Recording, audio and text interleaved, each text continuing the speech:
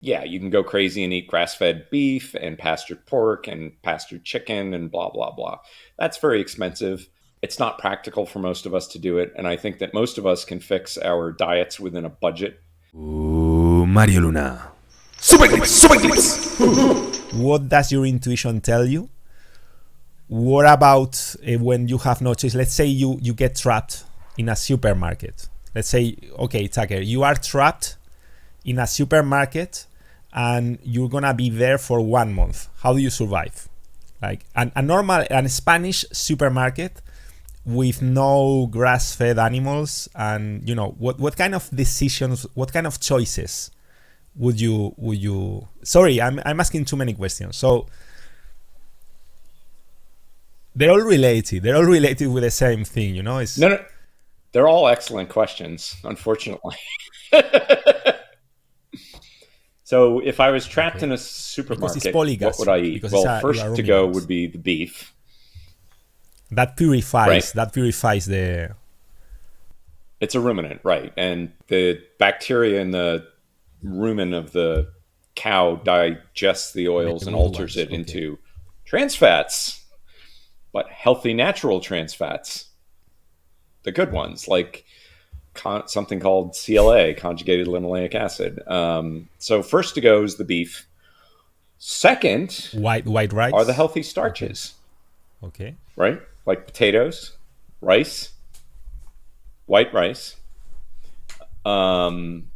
vegetables, right? Knock yourself out in the produce department. Hopefully it's well refrigerated, so it'll last for a month, right?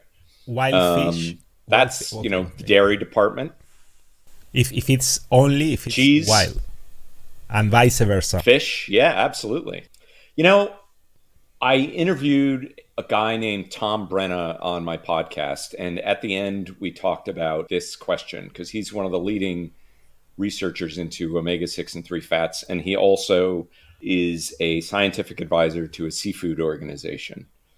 And he had a very funny quote. He said, the thing about salmon and trout, who are in the salmon family of fish, is that they both have the good sense to die if you don't feed them omega-3 fats. Very considerate.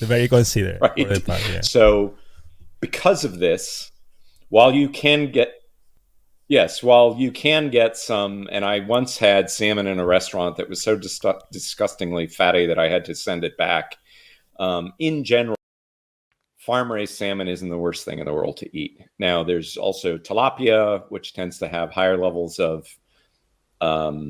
pork or chicken in terms of the omega-6 fat content. Also, I guess, because they also have the omega-3, which counters the omega-6.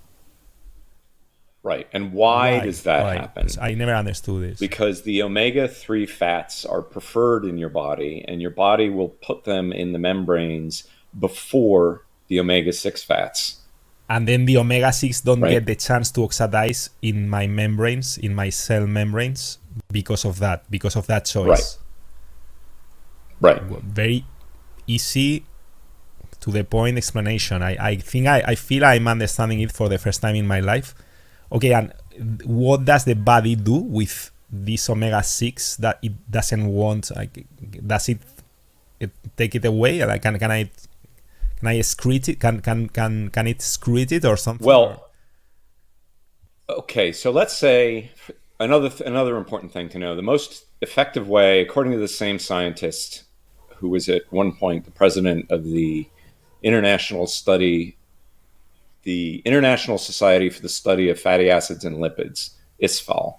Their official position is that there are two effective ways to raise omega-3 in the blood serum. The first is obviously to eat more omega-3. The second is to eat less omega-6. Right? That shows that is useful. First thing you want to do is reduce your omega-6 intake to the extent practical. Right? And that obviously depends on your budget. But, you can go crazy and eat grass-fed beef and pastured pork and pastured chicken and blah, blah, blah. That's very expensive.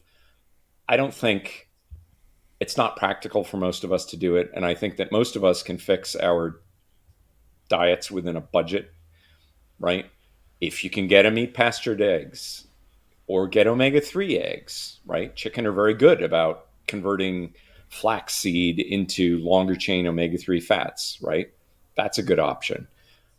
That said, eggs, if you're going to be getting an omega-6 source, eggs seem to be one of the better ones. So, we have pastured eggs available in the supermarket here. That's what I eat. So I eat hardly any chicken. I eat a bit of pork because bacon,